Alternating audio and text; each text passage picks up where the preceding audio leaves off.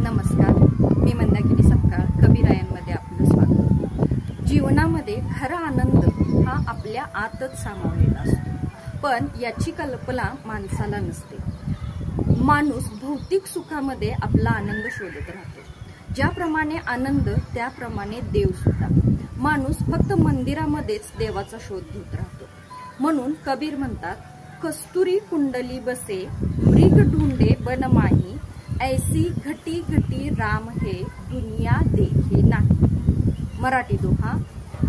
कस्तुरी नाभीमध्ये मृग शोधते वनात, चराचरात राम सामावला दुनिया नाही पाहत. आपण सर्वांनी कस्तुरी मृगाबद्दल ऐकले आहे. कस्तुरी मृग म्हणजे ज्या मृगाच्या नाभीमध्ये कस्तुरी हे सुगंध अत्तर आहे. त्या मृगाला स्वतःला त्या सुगंध येतोय, पण हा सुगंध दुसरीकडून येतोय अशी कल्पना करून मृग वनामध्ये सगळीकडे तो सुगंध शोधत राहतो. त्याप्रमाणे मानव देवाला शोधत राहतो.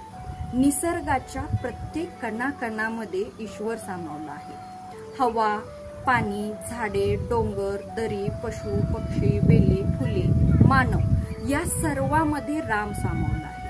थोडक्यात या सृष्टीच्या चराचरामध्ये राम सामावला आहे. पण दुनिया, जग या रामाला पाहतच नाही.